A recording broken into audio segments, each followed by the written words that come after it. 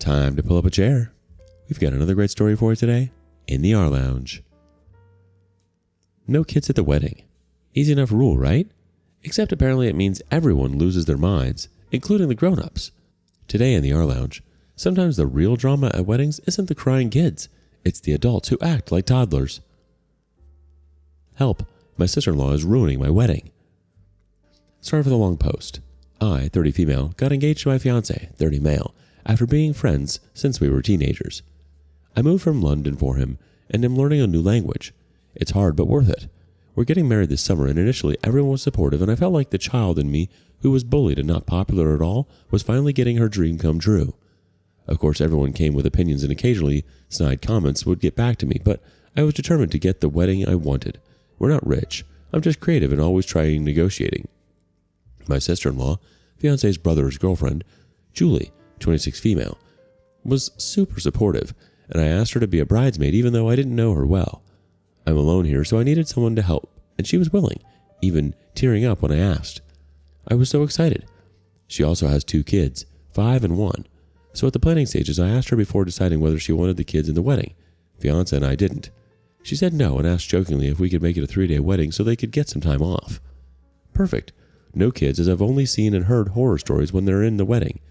I love kids and dote on her 2 boys, give them gifts, babysit the rest of their family never does, but this is an expensive event that will be held in English and likely bore the kids into tantrums. Besides, I wanted everyone to be able to fully enjoy themselves and celebrate us without worrying about changing dirty nappies or taking turns calming, entertaining their kids. My other friends and relatives were told to bring no kids too, so they would be the only ones there, which just made no sense. Everyone agreed. Kids make weddings hard. Fast forward to 4 months before the wedding. We're at the venue discussing decor.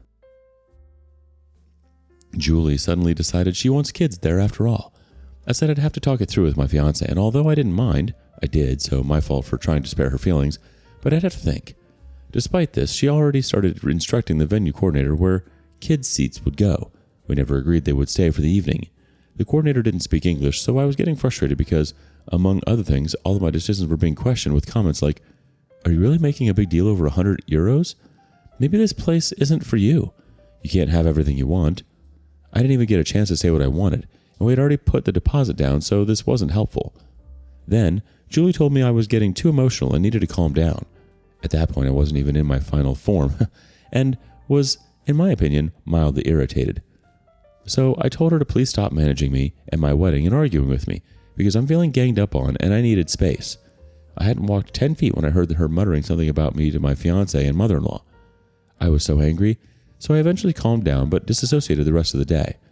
Following weekend, I thought about it constantly, unsure if Julie could actually support me the way I needed her, and if the kids were going to throw tantrums. Kids are kids. It's not their fault. She would just be as likely to make me feel bad about it. I then messaged to say that I was sorry, but I don't think having the kids there is going to work, explaining that we had already told other guests no, who were coming from abroad, including my own sister, and it was just going to complicate everything unnecessarily. I reiterated that I loved her and didn't want to upset her, and if she wanted to talk this through, we could meet up. I also offered to do a little bridal breakfast just with the kids so that we could celebrate separately, and they'd feel included. Julie responded with saying that then she wouldn't be attending the ceremony or be a bridesmaid then, and would just join the evening festivities. I was shaking. It took me hours to calm down, and I replied saying that I was hurt that she reacted like that, explaining that I never said they could come, but that I'd have to think about it and talk it through. I finished with saying that I will give her space, and when she's ready, I'm happy to talk things through. Then my fiancé got a message from his parents inviting themselves over for coffee the following day. 3 guesses why. For context, fiancé's dad is having heart issues, with 2 clots in his lungs and leg. Mother was suffering from stress from work and was given time off. Parents came, and as I suspected, they came to ask why the kids weren't invited. I explained fighting an active panic attack, palms sweating, and heart beating wildly. I didn't want to argue because I didn't want to stress them further. I could see Mother worrying because Julie had withheld the kids from them last time. Julie had arguments with their mother, and there was a lot of drama. Mother was rightly concerned that she will lose her son again. Parents said they didn't understand, but it's our wedding, so we decide, and they don't want to pressure us or take sides. I pointed out that them being there puts pressure on me no matter what, and I really don't appreciate Julie going to them behind my back to get them to fight for her battles for her. Fiancé agreed with me and said he never liked Julie because she had a habit of acting like a princess. I seriously considered kicking her out of the wedding altogether and letting the kids come with their father. For days, this was on my mind and I wasn't given space. I got a text from the father and the mother asking for an update, which was that I was still waiting for Julie to let me know when she wanted to talk. The following weekend, the mother asks again, and we have a long conversation about how I felt my boundaries were crossed and how this was the exact opposite to what I needed months from the wedding. Having this on my mind was giving me regular anxiety attacks. I was constantly shaking whenever thinking or talking about it. The parents kept saying that they were ready to mediate and have all of us together to talk things through. I didn't understand why 6 people needed to be part of the conversation when only Julie was the one with problems with me. I didn't want there to be a repeat of me feeling ganged up against for either of us, and I didn't want the parents to be put through a potentially stressful argument. Fiancé's mom called again to ask for an update. I was fed up with this anxiety, so I said that for her sake and the father's health, I'll reach out to Julie to see if she wanted to talk. By that point, I was actually done with Julie. I didn't understand why she was making such a big mess over something that should be a joyous time. How was she expecting this to impact our relationship? Julie agreed to talk and we called on loudspeaker for my fiancé to hear. I had all of my walls up, all business, and I wasn't interested in arguing. I began with saying that we could deal with it ourselves, as it would only complicate things if we involve others. I asked if she wanted to come to the wedding, and she said yes.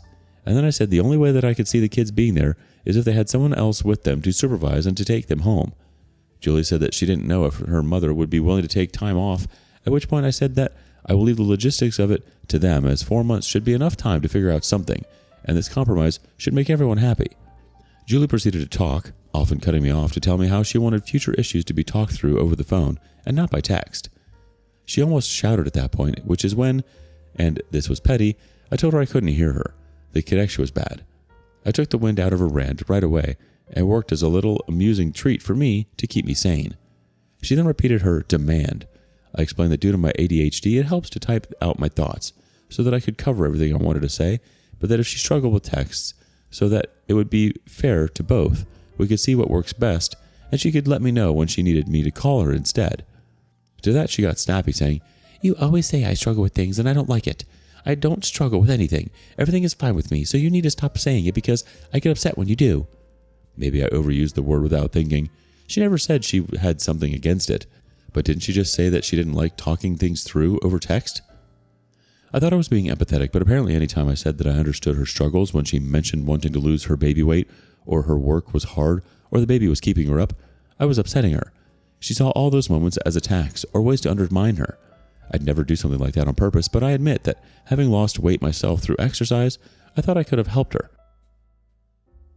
I also shared that despite hitting my goal weight, I was getting judged more than I ever, and I still had things I didn't like about myself. Saying that weight doesn't matter?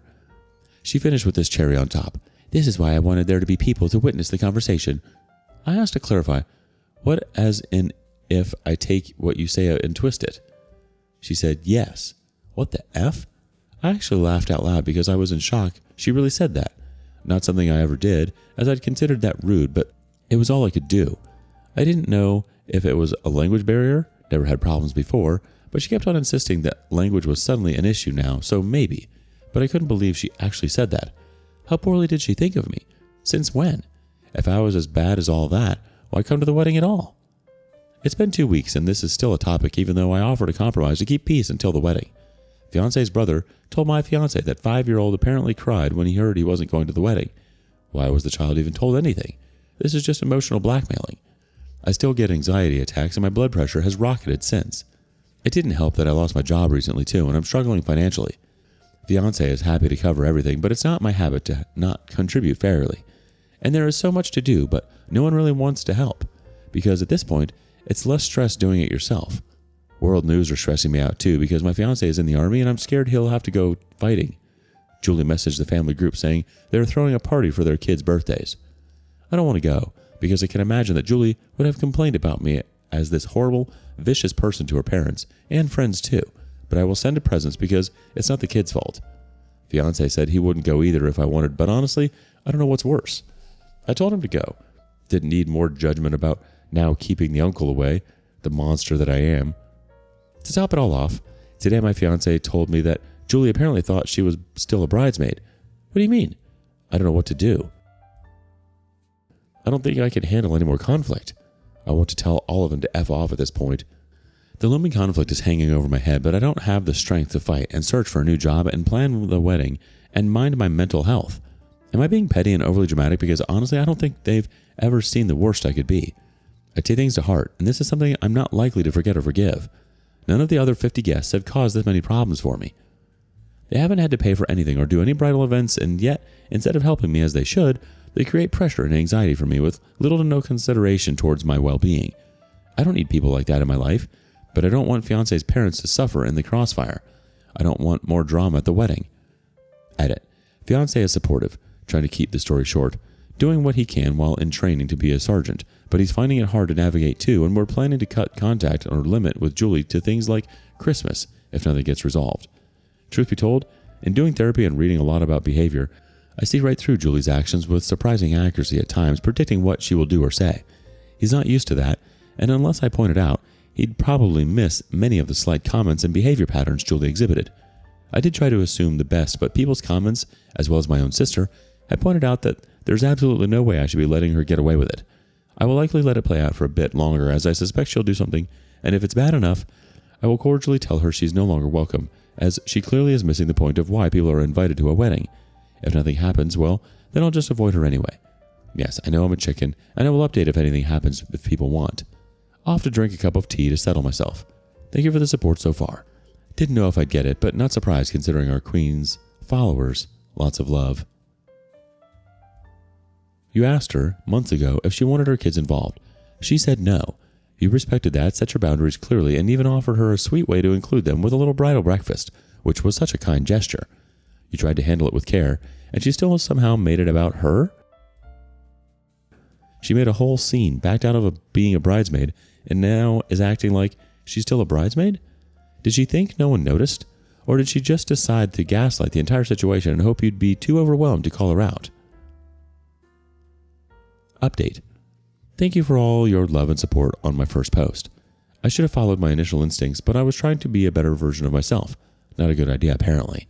After agreeing to let my sister-in-law, Julie, fiance's brother's girlfriend, bring her 2-year-old and 6-year-old to the wedding ceremony, I decided to take a step back to reduce the amount of stress and anxiety I was experiencing. This was not allowed, apparently. When I say that people wouldn't shut up about this conflict for 4 months, I'm not exaggerating. From February until now. First, my mother-in-law wanted to have coffee and asked why I wasn't as responsive in the group app where Julie was too. I told her honestly that any interactions with Julie was triggering me a bit. Anytime she posted something, it annoyed me. I was no longer interested in being close with her. I've always been quite a reactive person. Never one to hold back on sharing my point of view, but I was trying to practice my diplomacy skills and keep the general peace because on several occasions people have commented that I am too sensitive or emotional. I do not accept that as a flaw any longer. But of course, as I expected, mother-in-law reported her findings from our meeting to everyone. I didn't say anything I wouldn't have said to Julie if the topic was brought up again to me directly. I foolishly hoped that would be the end of it. Why not leave it alone? We can pick it up after the wedding.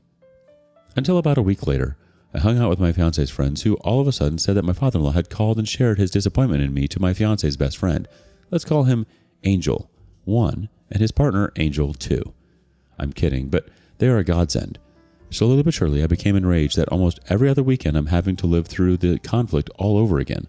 My resolve to remain calm was waning with each mentioning of Julie's name.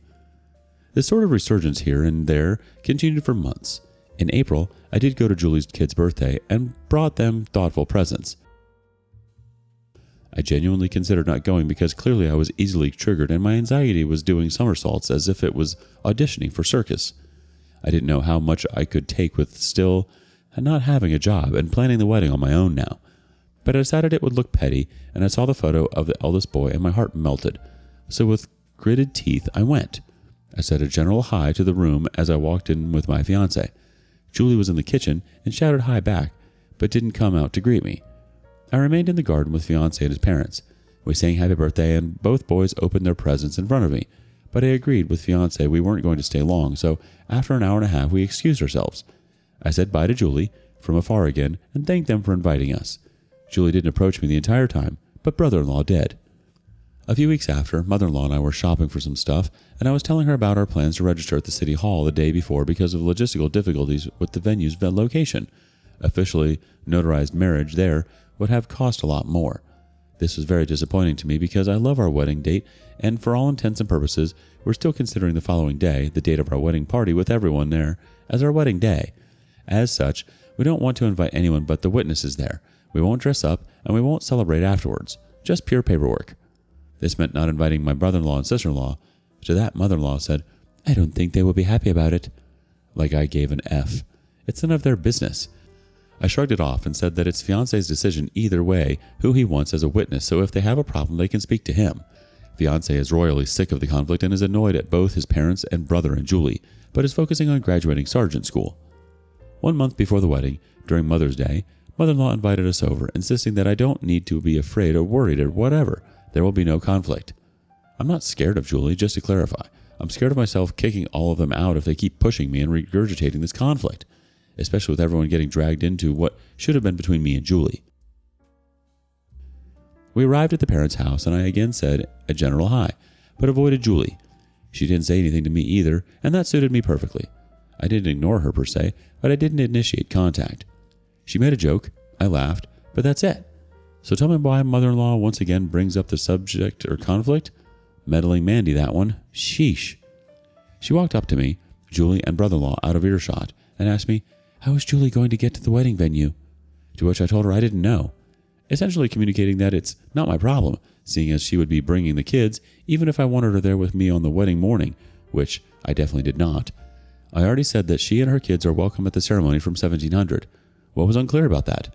How she got there was her business, which I also told Julie directly when we last spoke on the phone.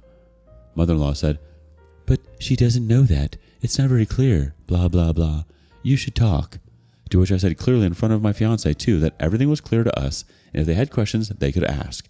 But I would not be chasing after them to clarify things I had already communicated, especially because my fiancé had a huge exercise coming up that nearly broke his knee last time, so neither he nor I had the bandwidth to deal with the drama now. For those who don't remember or know, apparently somehow after picking a fight with me and abandoning his bridesmaids or witness duties during our argument, she now still thought that she was a bridesmaid or witness, all the while having not lifted one finger to help me or at this point just being a decent person to me in the lead up to the wedding. The topic was dropped for a moment, only for mother-in-law to ignore fiancé's boundaries and bring up the topic with fiancé in the kitchen on his own. Apparently there were tears and all this drama, but fiancé wasn't interested. We went home, and the following day fiancé had to leave on his exercise where they would be taking away his phone and he'd be gone for 2 weeks going through one of the most grueling training exercises in the Army. Then, of course, the following day I got a message from Julie saying, these are direct copy-pastes from the text with names removed. Hi, how are you doing? Hope you are well. I have a question. I heard you no longer want me as your best man for the wedding. Is that correct? She meant maid of honor, not even a bridesmaid. To which I replied, hey, I'm good, thanks. Yeah, I mean, you said you couldn't be a witness, so I've had to make other arrangements. But also that role is for someone who loves and cares about you. And to be entirely honest, you seem to have a very bad opinion of me. We haven't spoken since the conflict, really, and I've had to do almost everything alone, so that to me says you weren't interested in being a witness anyway. The thing for me is that I feel like I don't fully understand the conflict in the first place, and it's very upsetting that this has gone on for so long right at the time when I needed your help. I can't be having more conflicts or issues because it's getting to be too much for me.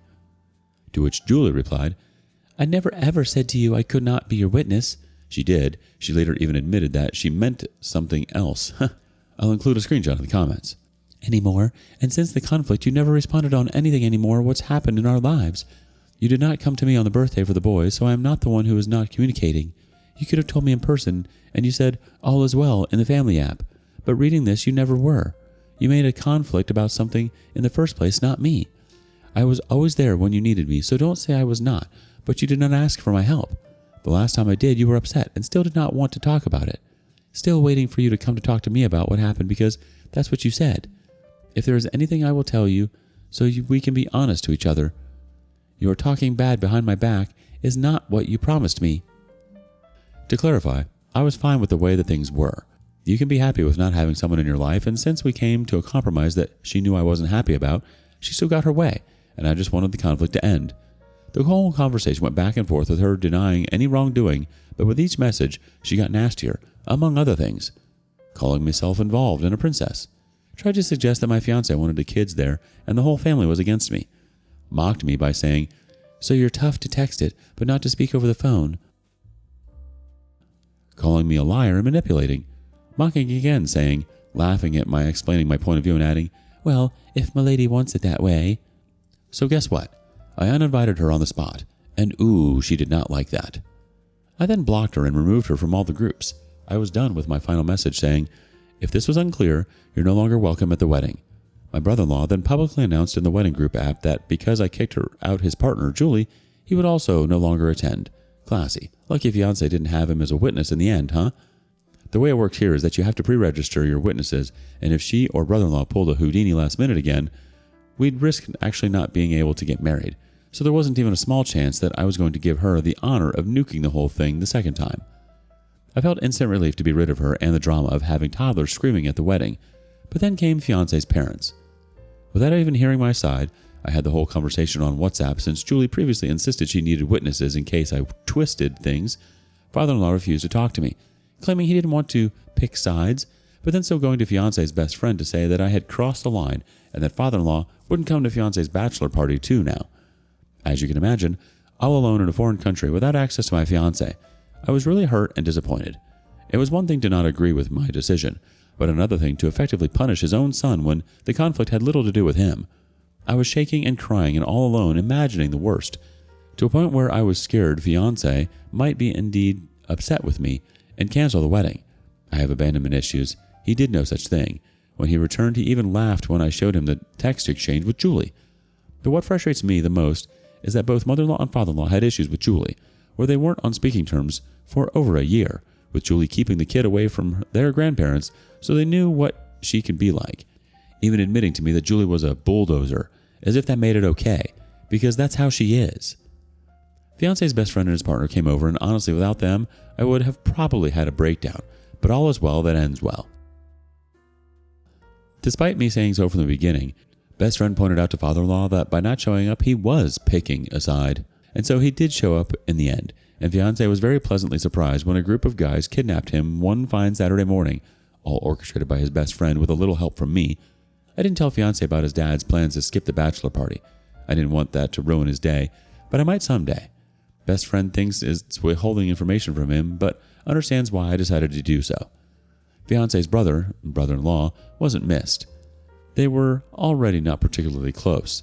Best friend confided to me that brother-in-law actually kind of ruined the initial plan because he didn't want to spend any money on his own brother, to the point where the best friend considered paying for him. Brother-in-law also didn't want to wear a suit to the wedding, and the brothers barely hung out, so apparently no love was lost. Sure, brother-in-law has 2 kids, but later he also shared that they booked a holiday for Spain for 2 weeks in an all-inclusive resort. So priorities, I guess. There were a bunch of other bad things sister-in-law and brother-in-law did that I could share if anyone is still reading this. It's 1 week to the wedding now, and everything is basically sorted. I'm a ball of happy anxiety, if that makes sense, and I plan on crying, laughing, and enjoying not having nasty people at my wedding who didn't give 2 craps about me and what this conflict would do to me before the wedding. I mean, how stupid was the whole thing? She had what she wanted. Even if she disagreed with me, why continue poking me with things? And the audacity to ask if she was still my maid of honor? Facepalm. I do wonder if I was a bit petty, still within my rights, seeing as we were funding the whole thing ourselves. We pay, we say. But maybe I'm too stressed to see her point of view. I have empathy for her because I think all of this is stemming from some kind of insecurity. I know how hard that is, but that doesn't excuse bad behavior. So to be honest, I lost all respect for her, and I almost don't even care anymore what her motivations were because all I see is someone refusing to let my day be about my wishes and ignored my boundaries and well-being just to get the final say or place of honor she hadn't done a thing to earn. All that's left now is to figure out what the relationship with fiancé's parents will be like. I don't know how I can trust someone who won't even hear me out. I don't feel safe in that relationship. Fortunately, fiancé agrees and is making his own conclusions, supporting me fully. Also, he passed the sergeant school. I will sing praises to him during my wedding speech to tell everyone how proud I am of him. You also clearly tried. You went to the kid's birthday, you stayed civil, you offered compromises, and you only drew the line when it became clear that she didn't care about your boundaries, your well-being, or frankly, your wedding. You deserved better. You still do. Honestly, I think you're going to feel so good on your wedding day, not just because you made it through the madness, but because every person there will want to be there for you and your partner, And if you feel like venting more after the wedding or dropping the other bad things she did, I am fully invested. Is it petty to uninvite someone from your wedding if they've been causing nonstop stress? Do you have a similar story? Let us know in the comments below. And thank you for joining us today in the rLounge. Be sure to like and subscribe and hit that notification bell so you don't miss out on our next video. Until next time.